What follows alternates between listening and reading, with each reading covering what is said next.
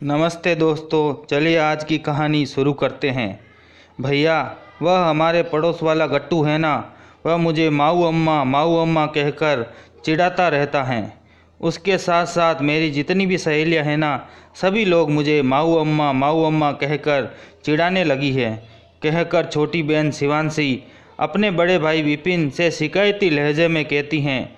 कभी कहती, भैया देखिए ना, वह रोहन है ना, विमला चाची का बड़ा बेटा, उसने मुझे आज छेड़ा।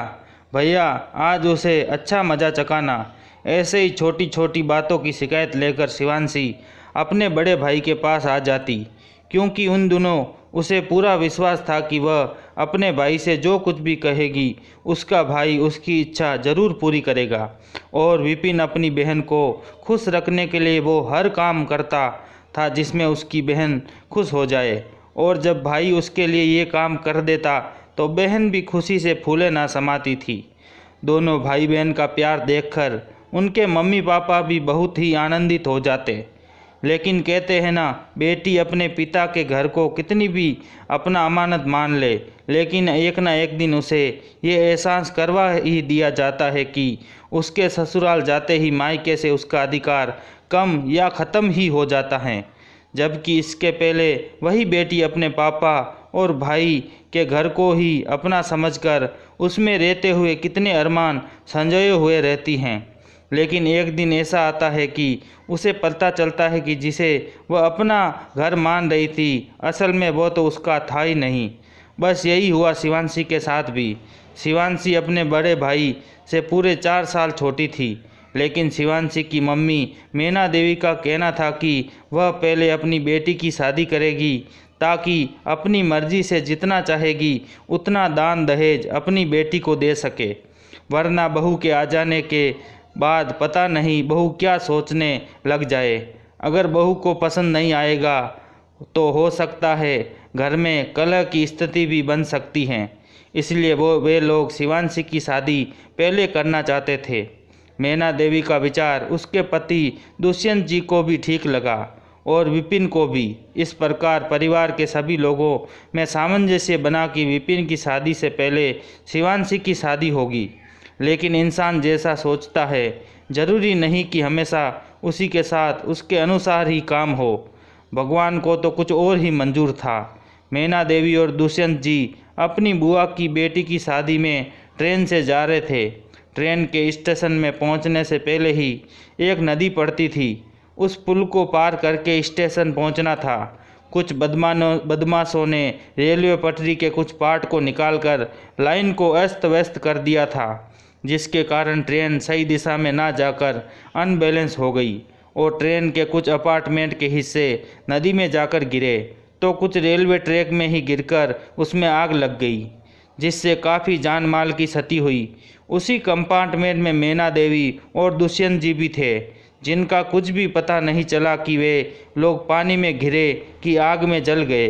लेकिन इतना पता चला कि कुछ लोग चुपके से ट्रेन में केरोसिन तो कुछ लोग गैस सिलेंडर लेकर जा रहे थे। इसी कारण ट्रेन में आग लग गई। उसके बाद विपिन ने अपने दोस्त और रिश्तेदारों की मदद से अपने मम्मी पापा को ढूंढने की बहुत कोशिश की, लेकिन वो लोग उसे नहीं मिले। लेकिन हाँ, एक दंपति उसे ऐसे मिले जो मरणासन में थे। उनकी अंतिम सांसें चल रही थी। उन्होंने विपिन को हाथ के इशारे से अपने पास बुलाया और कहा, बेटा, हम दोनों पति पत्नी की अंतिम इच्छा तुम पूरी कर सकते हो क्या? विपिन बोला, कौन सी अंतिम इच्छा है बाबा, आप बताइए मुझे, मैं ज़रूर कोशिश करूँगा। उन्होंने एक कोने में बैठी रोती हुई अपनी बेटी की ओर इशारा करके कहा, तुम हमारी बेटी से शादी कर लो बेटा, क्योंकि हमारे अलावा हमारी बेटी का इस दुनिया में कोई नहीं है। कहकर उन्होंने अपनी बेटी को इशारा करके उस अपने पास बुलाया और उसका हाथ विपिन के हाथ में जैसे ही रखा कि उनके प्राण पखेरु उड़ गए।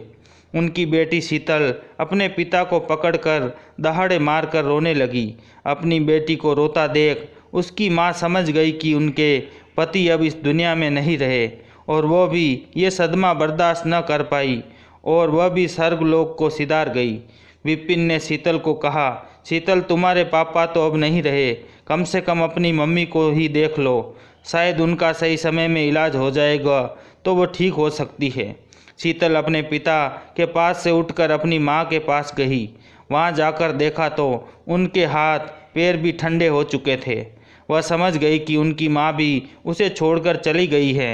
लेकिन विपिन ने उसकी माँ के लिए जो चिंता व्यक्त की थी वह शीतल के दिल को छू गई थी। उसकी इज्जत शीतल के दिल में बहुत ज़्यादा बढ़ गई थी। अब विपिन क्या करे, उसे कुछ भी समझ में नहीं आ रहा था, क्योंकि उसके मम्मी पापा की इच्छा थी कि वह पहले छोटी बहन शिवांशी की शादी हो। लेकिन वहाँ का मंजर ऐसा था कि उसने एक तो शीतल के मम्मी पापा के अंतिम समय में उनको वचन दिया था कि वह उनकी बेटी से शादी करेगा, और दूसरा ये कि शीतल को वहाँ अकेली किसके साथ छोड़ दे, क्योंकि उसके भाई भी रिश्तेदार उनके साथ में नहीं थे जिनके साथ वह अपने घर जा सकती। इसलिए मजबूरन विपिन को उसे अपने साथ अपने घर लेकर जाना पड़ा। घर जाकर उसने अपने चाचा ताऊ सभी को उसके बारे में बता दिया कि उसने उसे किस मजबूरी में यहाँ लाया है और उसके पिता ने अपने अंतिम समय में क्या कहा था। विपिन की बातें सुनकर उसके परिवार रिश्तेदार के लोगों ने निर्णय लिया कि विपिन भी तो शादी के योग्य हो गया है और कहीं ना कहीं की लड़की के साथ तो आज नहीं तो कल कभी ना कभी तो करना ही पड़ता, तो क्यों ना अभी ही कर दे, क्योंकि एक जवान लड़की और लड़के को एक ही घर में एक साथ ज़्यादा दिनों तक नहीं रखना चाहिए। इसलिए चट मंगनी और पट ब्याह करा दिया। विपिन और शीतल की शादी से पहले ही विपिन ने एसएससी की परीक्षा दी थी। उसे सब इंस्पेक्टर बनना था, इसलिए उसने खूब मेहनत की थी और उसकी मेहनत रंग भी लाई। उसकी शादी के बाद उसे ट्रेनिंग के लिए बुलाया गया और वह दिन भी आ गया जिस दिन उसकी पोस्टिंग होनी थी। अब उसने अपना पदभार संभाल लिया। उनके घर में खुशियों की लहर दौड़ गई। शुरू में तो शीतल शिवांशी के साथ जितनी नम्रता से पेश आती थी, विपिन के नौकरी लगते ही उसके तेवर शिवांशी के प्रति बदलने लगे।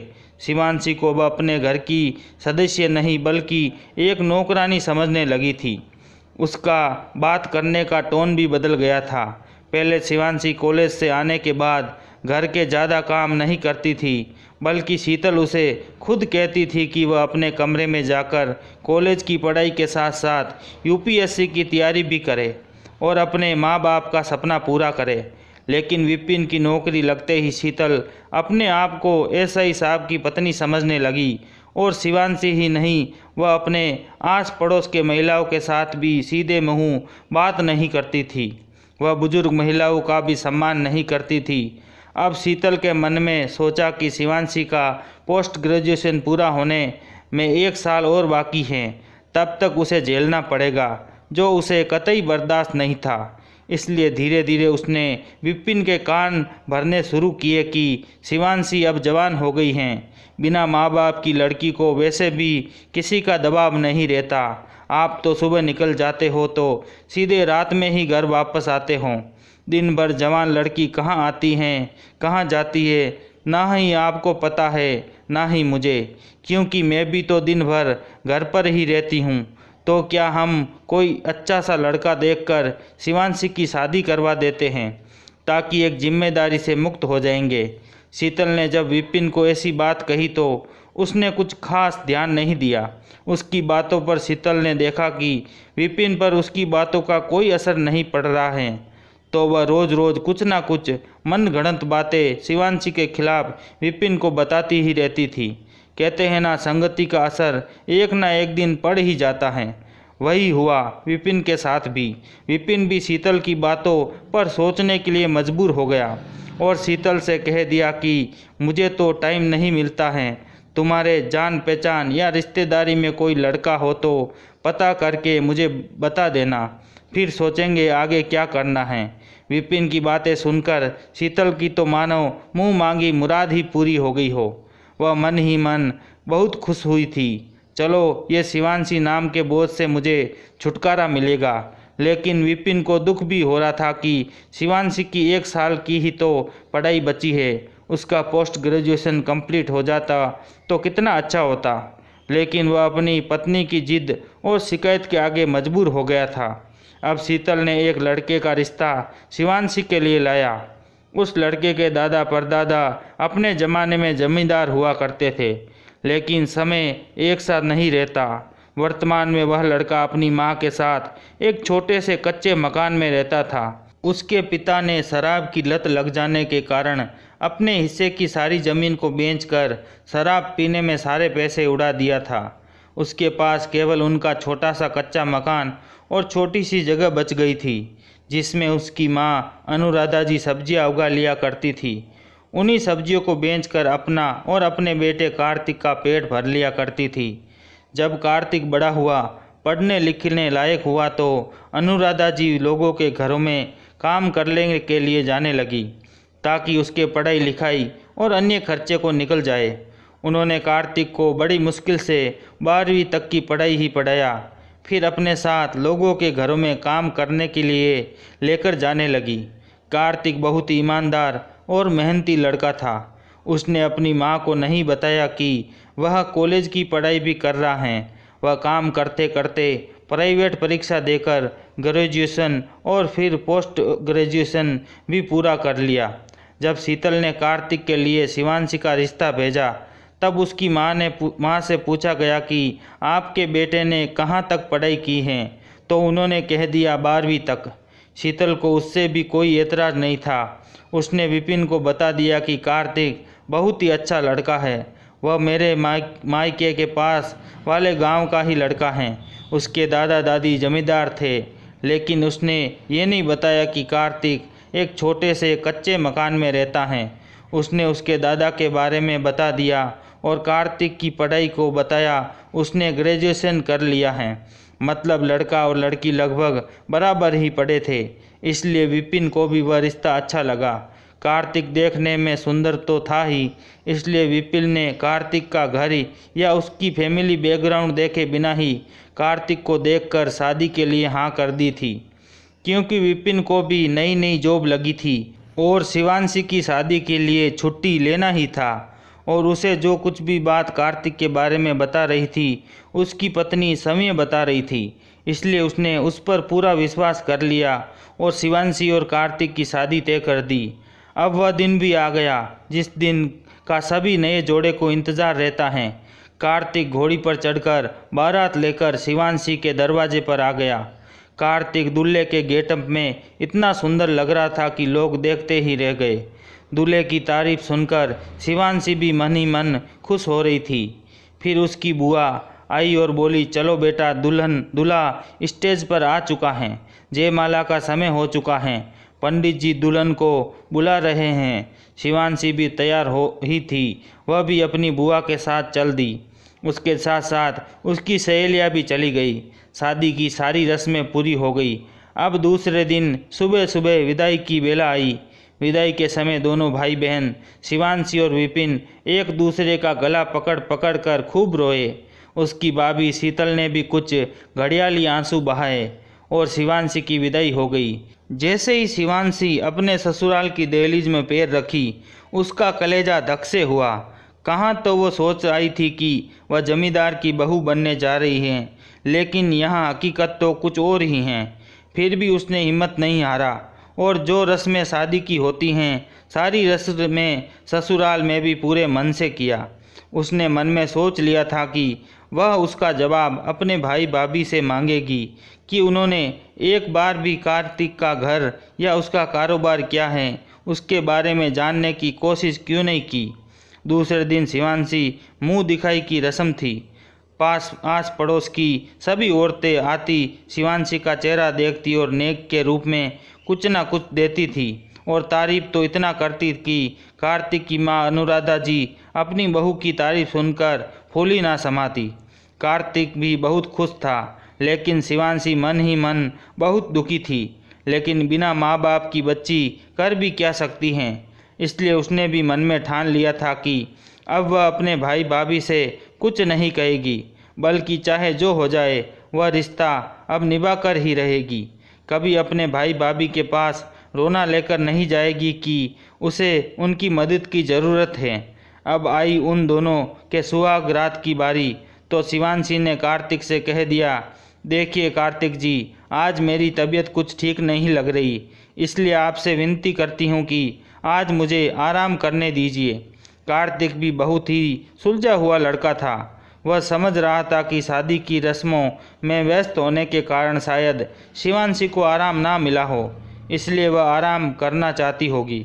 ऐसा सोचकर उसने भी कह दिया, देखो शिवांशी, पति पत्नी बनने से पहले हम एक अच्छे दोस्त बनेंगे, एक दूसरे को अच्छी तरह समझेंगे। उसके बाद तो पूरी जिंदगी पड़ी है पति पत्नी का रिश्ता निभाने के लिए।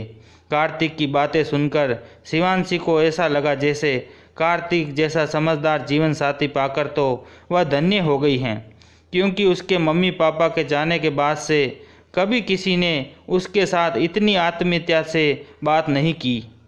उसने मन ही मन सोचा, उसे समझाने वाला जीवन साथी मिला है तो आगे की मुश्किलों को भी आसानी से पार कर ही लेगी।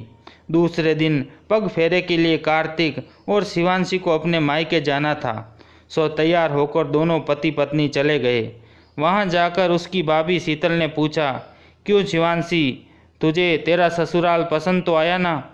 शिवांशी ने भी चहकते हुए कह दिया, हाँ भाभी, आपको बहुत बहुत धन्यवाद जो मेरे लिए कार्तिक जैसे जीवन साथी को ढूंढा और मेरा रिश्ता उनके साथ करवाया। वो तो मेरा बहुत ख्याल रखते हैं, मैं जो कहूँ वही करते हैं, जो मांगूँ वही लाकर देते हैं। मैं तो ऐसा ससुराल पाकर धन्य हो गई। शीतल को तो ऐसा लगा था शिवांशी जब पग फेरे के लिए आएगी तो अपने भाई के सामने शिकायतों का पिटारा खोल देंगी, अपनी भाभी पर गुस्सा करेगी, अपने भाई से लड़ाई करेगी कि आपने एक बार भी लड़के का घर देखा, ना ही उसका कारोबार, और भाभी ने जैसा कहा बस उसे ही मानकर अब अपनी बहन को शेर के सामने बकरी बांध दिया। अब मैं इस झोंपड़ी नुमा घर में कैसे रहूंगी? लेकिन उससे निपटने के लिए शीतल ने भी अच्छी खासी तैयारी कर रखी थी कि अगर शिवांशी उसे कुछ भी कहेगी तो शीतल उसे क्या जवाब देगी। लेकिन ये क्या, शिवांशी तो बहुत ही खुश नज़र आ रही थी। उसने ना ही अपने भाई के किसी बात के लिए शिकायत किया, ना ही भाभी से। उसके भाई ने उसके ससुराल वालों के बारे में पूछा तो उसने कह दिया कि सब बहुत अच्छा हैं, और दूसरे ही दिन अपने पति कार्तिक के साथ अपने ससुराल चली गई। ससुराल जाकर शिवांशी बहुत उदास सी रहने लगी। तब कार्तिक ने उसकी उदासी का कारण जानना चाहा, लेकिन उसे कुछ नहीं बताया। फिर एक दिन बातों ही बातों में शिवांशी ने कार्तिक को बता ही दिया कि वह आईएएस ऑफिसर बनना चाहती हैं, लेकिन उसकी भाभी ने उसकी पढ़ाई भी पूरी नहीं होने दी और उसकी शादी करवा दी, जिसके कारण उसका सपना धरा का धरा रह गया। अब कार्तिक को शिवांशी की उदासी का कारण समझ में आया। उसने उसे वादा किया कि वह उसे आगे पढ़ने में उसकी मदद करेगा। उसने आगे की पढ़ाई नहीं की तो क्या हुआ, लेकिन वह उसे किसी अच्छे कोचिंग सेंटर में पढ़ने के लिए भी भेजेगा और पोस्ट ग्रेजुएशन की पढ़ाई जो रुक गई थी वह भी पूरा करवाएगा। कार्तिक की बात सुनकर शिवांशी तो कार्तिक के गले लग गई। उसे ध्यान ही नहीं था कि वह उससे नाराज़ हैं या उसे मर्यादा में रहकर कोई भी काम करना चाहिए, क्योंकि सास भी उन्हीं के साथ थी। फिर बाद में उसे लगा कि नहीं, उसे ऐसा नहीं करना चाहिए था और वह जल्दी से कार्तिक से दूर हट गई।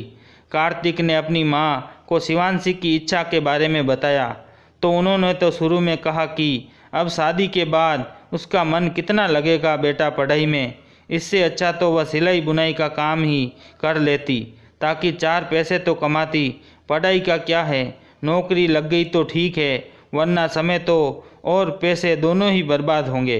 लेकिन जब कार्तिक ने उन्हें समझाया कि जिसकी रुचि जिसमें है उसे वही काम करने देना चाहिए, नहीं तो छोटा सा सरल सा काम भी बहुत बड़ा और कठिन हो जाता है, जो अनुराधा जी भी मान गई और शिवांशी को आगे पढ़ने की इजाज़त दे दी गई।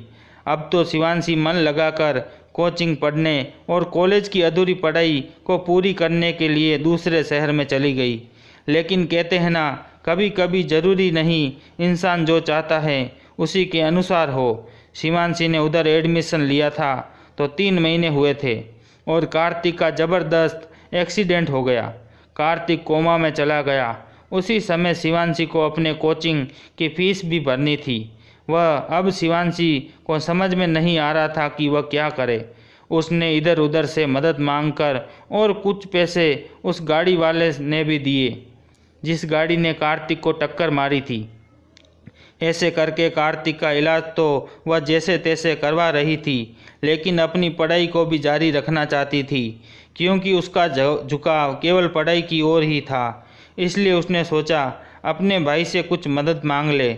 उसने अपने भाई को फ़ोन लगाया और अपनी हालत के बारे में बताया और अपने भाई से बात करते हुए रो पड़ी। विपिन भी अपनी बहन से बहुत प्यार करता था। उसने अपनी बहन का दुख देखा नहीं गया, इसलिए उसने उसे मदद करने के लिए तुरंत ही हाँ कह दिया। जैसे ही वह शिवांशी के घर पैसे लेकर जाने वाला था कि उसके बड़े ऑफिसर ने फ़ोन कर दिया कि उसे तुरंत ही कहीं इमरजेंसी में जाना है, जिसके बारे में फ़ोन पर नहीं बता सकते। उसने सारी बातें अपनी पत्नी शीतल को बताया कि शिवांशी के ऊपर कितनी बड़ी मुसीबत आ गई है, इसलिए अगर वह यहाँ आए तो बिना सवाल जवाब किए उसे 5 लाख रुपए दे देना। उसका मेरे अलावा कोई भी नहीं है जिससे वह मदद मांग सके, और हो सके तो तुम भी उसके साथ चली जाना ताकि उसका हौसला बढ़े। शीतल ने विपिन को पूरा आश्वासन दे दिया कि वह इधर की चिंता ना करे, वह सब संभाल लेगी। विपिन भी निश्चित होकर अपनी ड्यूटी पर चला गया और अपनी बहन को फ़ोन करके बता दिया कि उसे जिस भी चीज़ की ज़रूरत हो वह बेझिझक अपने भाई के घर जाकर ले सकती हैं। भाई की बात सुनकर शिवांशी बहुत खुश हुई। वह अपने भैया भाभी से कोई मदद तो नहीं लेना चाहती थी, लेकिन समय के चक्कर ने उसे मजबूर कर दिया था, इसलिए उसे अपने भाई से मदद मांगना पड़ा। वह भारी मन से अपने भाई के घर गई। उसकी भाभी ने दरवाज़ा खोला और पूछा, अच्छा शिवांशी, सच में तेरे पति को चोट लगी भी है या यूं ही अपने भाई से पैसे लूटकर अपने उस फकीर भिखारी पति को देकर मौज मस्ती करने के लिए देने वाली हैं? और हाँ, मैंने सुना है कि तूने भी पढ़ाई का चस्का चढ़ा है। तू कितना पढ़ लेगी रे? क्या तेरा वह गरीब अनपढ़ पति मेहनत मजदूरी करके तेरा पेट नहीं भर पा रहा है, तो अपने इतने बड़े पुलिस ऑफिसर भाई से मदद मांग रही हैं?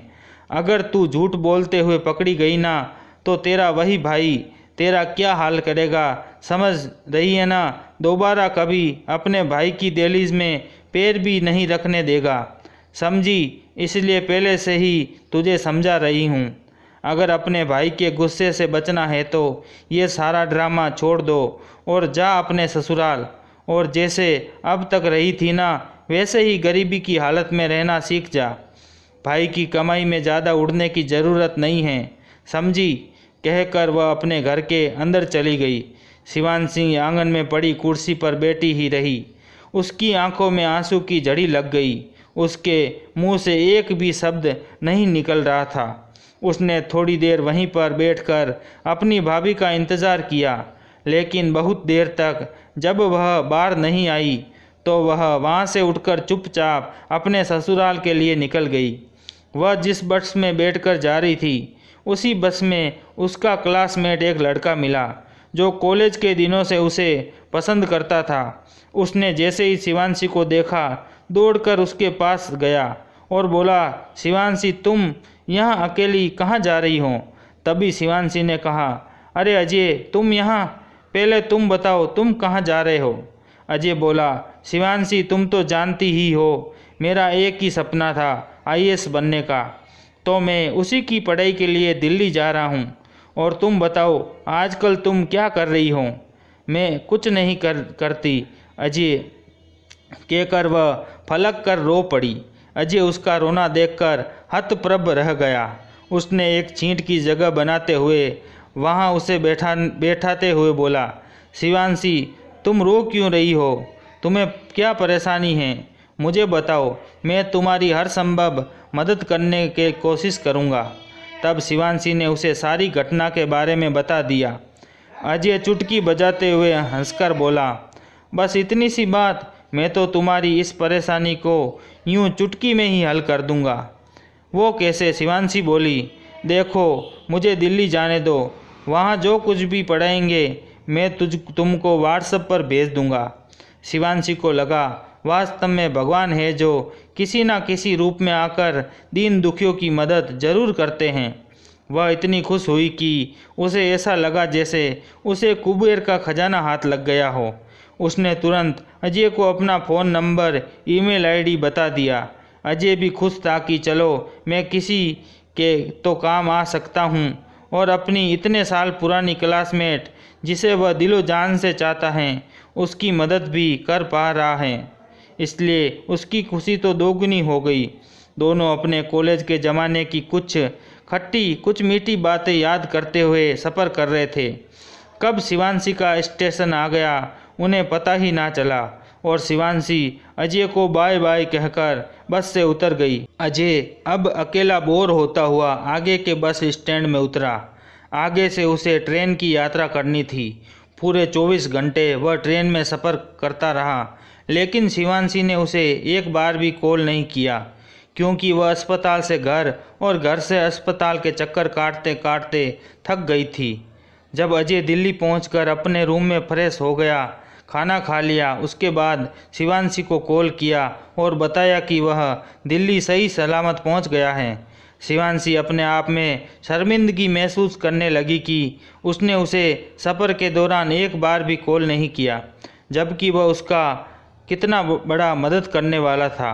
उसने उससे उस बात के लिए माफ़ी मांगा, लेकिन अजय ने कह दिया, यार दोस्ती में no sorry no thank you, और दोनों हंस दिए। अब अजय मन लगाकर अपनी कोचिंग की क्लास अटेंड करता, क्योंकि उसके ऊपर एक जिम्मेदार और आ गई थी कि वह समय पर शिवांशी के लिए नोट्स भेजना है। इसलिए कभी मन ना करते हुए भी उसे क्लास जाना ही पड़ता था। उसका एक फ़ायदा अजय को ये समझ में आया कि उसके साथ पढ़ने वाले बहुत से लड़के किसी न किसी दिन छुट्टी मार लेते थे, मगर अजय कभी भी छुट्टी नहीं मारता था, क्योंकि इसकी जिम्मेदारी उसके सर पर चढ़कर नाच रही थी। उसका परिणाम ये हुआ कि अजय अब अपनी कोचिंग क्लासेस का टॉप 10 लड़कों को पछाड़ने वाला नंबर 1 विद्यार्थी बन गया था, जिसका नाम आजकल सभी लोग जानते थे। क्योंकि शिवांशी अजय से पर्सन पूछती थी कि वह सारे नोट सिर्फ मेरे लिए भेजने के लिए है या आपके भी काम के हैं, तब अजय को हाजिर जवाबी होना पड़ता था कि तुम कहीं से भी कुछ भी पूछ लो, जिससे शिवांशी की तैयारी तो होती ही थी, साथ ही साथ अजय की पूरी तैयारी हो जाती थी। इस प्रकार अजय और शिवांशी पास ना होते हुए भी बहुत पास हो गए थे। उधर शिवांशी को दोहरी जिम्मेदारी निभानी पड़ती थी, एक तो अपने पति की देखभाल और दूसरा अजय के सवालों का जवाब, क्योंकि उसको बचपन से ही ये आदत थी कि किसी भी काम को बहाने बनाकर टाल लेना। इसलिए उसने दोनों की जिम्मेदारी को बखूबी निभाई।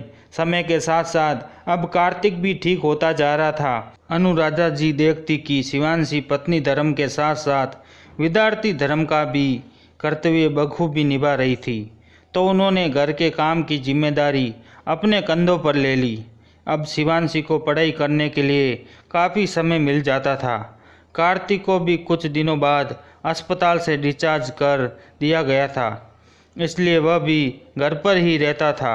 शिवांशी को पता था कि कार्तिक पोस्ट ग्रेजुएशन कर चुका है, इसलिए उसने कार्तिक को बैठे बैठे एक काम करने के लिए दिया था कि वह उसके लिए पुराने प्रश्न पत्रों को देखकर उसी के अनुरूप उसके लिए प्रश्न पत्र तैयार करके रखे, ताकि वह घर के काम से फुर्सत मिलते ही उनके उत्तर लिख सके और चेक करने के लिए भी कार्तिक को ही देती। जो नोट्स अजय भेजा करता, उसके आधार पर कार्तिक उसके उत्तर चेक कर लिया करता। इस प्रकार दोनों पति पत्नी मिलकर यूपीएससी की तैयारी करने लगे और अजय जब भी बात करता शिवांशी कार्तिक के सामने ही मोबाइल स्पीकर में रखकर बातें करती। जब उन दोनों की बहस चलती तो शिवांशी अजय से जीत जाती। अजय हैरान रह जाता कि शिवांशी अपने पति की सेवा के साथ साथ घर के काम और पढ़ाई कैसे कर लेती हैं। तब शिवांशी कहती, अजय ये तुम्हारी गलतफहमी है कि मैं अपने पति की सेवा करती हूँ, बल्कि मेरे पति मेरी सेवा करते हैं, तब मैं इतना कर पाती हूँ, समझे।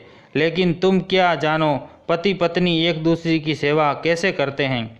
जब तुम्हारी भी पत्नी आ जाएगी ना, तब पता चलेगा बच्चू। तब सभी लोग हंस पड़ते हैं और कार्तिक अपनी कॉलर ऊंची करके अपने आप पर गर्व महसूस करता है। इस प्रकार से उन दोनों की तैयारियां चल रही थी। अजय भी दो गुनी मेहनत करता। उसे डर था कि कहीं शिवांशी का सिलेक्शन हो गया और मेरा नहीं हुआ तो कार्तिक के सामने मेरी क्या इज्जत रह जाएगी। इसलिए वह ज़्यादा से ज़्यादा अपनी पढ़ाई पर फोकस करने लगा। उधर शिवांशी को भी ये डर था कि अगर अजय का सिलेक्शन हो जाएगा तो वो यही कहेगा कि औरतें तो चूल्हा चौका संभालने के लिए ही होती हैं। छोड़ दो शिवांशी ये सपना देखना, अगर उसने ऐसा कह दिया तो मैं तो सहन ही नहीं कर पाऊंगी। ऐसा सोचकर वह भी ज़्यादा मेहनत करने लगी। और अब वह समय भी आ गया जिस दिन दोनों को यूपीएससी की परीक्षा में बैठना था। दोनों ने एक दूसरे को ऑल द बेस्ट कहा और अपने अपने एग्ज़ाम सेंटर में चले गए। कार्तिक ने भी शिवांशी का हौसला बढ़ाया था। अनुराधा जी ने भी उसे आशीर्वाद दिया था। जब दोनों ने परीक्षा दी और एग्ज़ाम हॉल से बाहर निकले तो एक दूसरे को फ़ोन किया। दोनों ही बहुत खुश लग रहे थे। दोनों ने एक दूसरे से पूछा कि पेपर कैसा था, तो दोनों ने कहा हमने जितना मेहनत किया था उसका तो आधा भी नहीं आया था। दोनों का अब रिजल्ट आया तो दोनों ही अच्छा रैंक लेकर आए थे। शिवांशी पहले रैंक से तो अजय दूसरे रैंक से परीक्षा पास किया था। जब दोनों का इंटरव्यू का समय आया तो अजय तो दिल्ली जैसे शहर में था तो उसे कोई परेशानी नहीं हुई, लेकिन शिवांशी सोच रही थी कि वह इंटरव्यू के लिए कैसे तैयारी करे। लेकिन कार्तिक ने उसका ही हल निकाल लिया। कार्तिक मोबाइल में कई प्रकार के प्रश्न सर्च करता और शिवांशी को अपने सामने बैठा था और समय एग्जामिनर बनकर उससे प्रश्न पूछता। कुछ समझ में नहीं आता तो उसका उत्तर उसे विस्तार से समझाता। इस प्रकार कुछ ही दिनों में शिवांशी इंटरव्यू के लिए भी तैयार हो गई। जिस दिन उसे इंटरव्यू के लिए जाना था उसने कहा, कार्तिक अगर आप मेरे साथ चलेंगे तभी मैं आगे जाऊंगी, वरना मैं इंटरव्यू देने के लिए नहीं जाऊंगी। तब तक कार्तिक भी काफ़ी हद तक ठीक हो चुका था, इसलिए वह भी उसके साथ चला गया। जब शिवांशी को वहां बैठे इंटरव्यूअर ने प्रश्न किया तो उसने इतनी निर्भीकता के साथ जवाब दिया कि सारे लोग दंग रह गए। उसका सिलेक्शन एक ही बार में हो गया। वही हाल अजय का भी हुआ। शिवांशी ने उससे कई बार ऐसे उल्टे सीधे प्रश्न पूछे थे। वही प्रश्नों के उत्तर उस समय उसे काम आ रहे थे। वह भी सारे प्रश्नों के जवाब चुटकियों में दे रहा था। अब जब सिलेक्शन आईएएस अधिकारियों का लिस्ट आई तो उसमें सबसे पहला नाम लड़कियों में शिवांशी का और लड़कों में अजय का था। लोग उनका नाम देखकर दंग रह गए। जो अमीर माँ बाप के बेटे थे वे लोग तो अजय को देसी गवार के नाम से ही बुलाते थे, लेकिन आज उसका नाम सबसे ऊपर देखकर उनका सिर शर्म से झुक गया। अजय ने शिवांशी को बताया कि तुम्हारा नाम नंबर 1 में है, तो वह विश्वास ही नहीं कर पा रही थी। जब अजय ने उसे लिस्ट की फ़ोटो खींचकर भेजा तब उसे यकीन हुआ कि सच में वह इंटरव्यू में फर्स्ट रैंक हासिल की है। उसने अजय को बहुत बहुत धन्यवाद दिया। अजय उसे रोकता रह गया, कहता रह गया कि यार दोस्ती में no sorry no thank you, लेकिन उसने उसे इतनी बार धन्यवाद दिया कि एक समय ऐसा आया कि वह फूट फूट कर रो पड़ी। अजय को समझ नहीं आ रहा था कि इतनी बड़ी खुशी उसके कदमों को चूम रही हैं और वह इतना रो क्यों रही हैं। उसने फ़ोन काट दिया और अपने घर ना जाते हुए शिवांशी के घर गया और कार्तिक से पूछने लगा कि आखिर शिवांशी यूं रोने का क्या कारण है। तब कार्तिक ने उसे विस्तार से बताया कि शिवांशी के साथ शादी से पहले क्या हुआ था और शादी के बाद क्या क्या हुआ और कितना संघर्ष करके उसने इतना बड़ा पोजीशन हासिल किया है। उसे विश्वास ही नहीं हो रहा था अपने आप के ऊपर कि शिवांशी जैसी साधारण सी लड़की आईएएस जैसी पोजीशन भी ला सकती हैं। इसलिए वह इतनी ज़्यादा खुश हुई कि वह अपनी खुशी को रोक नहीं पाई और वह आंसुओं में तब्दील हो गए। अजय बोला, अच्छा तभी तुझे माऊ अम्मा कहते थे ना, तेरा नाम तेरे ऊपर बिल्कुल सूट करता है कलेक्टर साहिबा, कहकर उसका फिर से हंसी उड़ाने लगा और सभी लोग उसके साथ साथ हंस पड़े। अब बारी थी ट्रेनिंग की। शिवांशी और अजय ने बहुत ही अच्छे से ट्रेनिंग किया और अपना पदभार संभाला। और जब शिवांशी ने देखा उसका भाई अभी भी एसआई के पद पर ही है, तो उसी ने उसके काम को देखते हुए उसकी पदोन्नति के लिए बात की और एसआई से एएसआई के पद पर उसे पदोन्नत करवा दिया। अपने पति की पदोन्नति होते ही शीतल के तेवर तो और भी ज़्यादा बदल गए थे। शिवांशी को अपना पद संभाले हुए 2 साल हो चुके थे। उसने सोचा इस बार की राखी में भाई के घर राखी बांधने जाए, देखे तो भाई के घर में बाहर से कितनी उन्नति कर ली। लेकिन ये क्या, शीतल ने शिवांशी को वही साधारण से कपड़े पहने हुए देखकर मुंह बनाते हुए बोली, अरे शिवांशी, हर साल तो अपने भाई के लिए राखी भिजवा दिया करती थी, लेकिन इस साल कैसे आना हो गया भाई के घर? कहीं इस बार भी तो नेग में कुछ मोटा रोकड़ा नहीं चाहिए तुम्हें? देखो भाई, अगर ऐसी बात है ना तो मैं तो पहले ही बता देती हूँ, हमारे भी 1000 खर्चे हैं, हमारे भी 2-2 बच्चे हैं, उनके लिए भी कई ऐसे खर्चे करने पड़ते हैं जिसके बारे में मैं तुझे क्या ही बताऊं। तू तो जानेगी भी नहीं कहाँ कहाँ और कैसे कैसे खर्च करने पड़ते हैं। तुम्हारे बच्चे तो सरकारी स्कूल में ही जाते होंगे ना, या फिर जाते भी नहीं कि अपने साथ अपनी सासू माँ की तरह उन्हें भी मजदूरी करवाने लेकर जाती हों। अपनी भाभी के मुंह से ऐसी कड़वी बातें सुनकर शिवांशी का मूड तो ऐसा खराब हुआ कि उसको भी ईंट का जवाब पत्थर से दे दे। लेकिन वह अपने भाई से मिलने उसे राखी बांधने आई थी, इसलिए वह उसकी कड़वी बातों को सुनकर भी कुछ ना बोली। थोड़ी देर में विपिन भी नहा धोकर फ्रेश होकर आया। अपनी बहन को आया देखकर वह बहुत खुश हुआ। उसने अपनी बहन को आने के लिए बहुत बहुत धन्यवाद दिया और शीतल से बोला कि उसकी बहन के लिए अच्छा सा खाना बनाए। कई दिनों बाद उसकी बहन घर में आई हैं। शिवांशी बोली, नहीं भैया, आपसे मिलना था सो मिल लिया, अब जल्दी से राखी बंधवा लीजिए, मुझे घर पर भी जाना है क्योंकि मेरी ननद भी अपने भाई को राखी बांधने के लिए आने वाली हैं। शिवांशी जैसे ही विपिन को राखी बांधने लगी, शीतल ने विपिन का हाथ पकड़ लिया और बोली, शिवांशी, तुम पहले मुझे ये बताओ, राखी बांधकर इस बार भी अपने भाई से रोना रोकर कुछ मोटा रकम ठगने तो नहीं आई हो ना? पहले बात क्लियर कर लो भाई, तभी राखी बांधना, वरना कोई ज़रूरत नहीं है अपने भाई को राखी बांधने की। शिवांशी और विपिन दोनों ही शीतल की बातें सुनकर दंग रह गए। फिर शिवांशी ने कहा, नहीं भाभी, इस बार ऐसा कोई इरादा नहीं है मेरा कि मैं अपने भाई से कुछ मांगूं। तब शीतल ने उसे राखी बांधने दिया और अपने भाई को मिठाई खिलाकर शिवांशी चुपचाप जाने लगी। विपिन उसे रोकता रह गया, लेकिन वह नहीं रुकी। वह अपनी कार के पास रोते हुए आ गई। उसके पीछे विपिन भी आ गया। उसके पीछे शीतल भी ये देखने के लिए आ गई कि उसका भाई उसे क्या दे रहा है। तब तक डीआईजी सर, जो विपिन के कार्य क्षेत्र के अंतर्गत आते थे, उनकी गाड़ी वहां आकर रुकी और डीआईजी सर जैसे ही गाड़ी से उतरे, सबसे पहले कलेक्टर साहिबा शिवांशी को सैल्यूट किया और डीआईजी सर को देखकर विपिन ने उन्हें सैल्यूट किया। जब डीआईजी सर ने शिवांशी को सैल्यूट किया तो विपिन और शीतल की आंखें फटी की फटी रह गई। वे दोनों फटी आंखों से उन्हें देखते रह गए। विपिन बोला, आइए सर, अंदर आइए।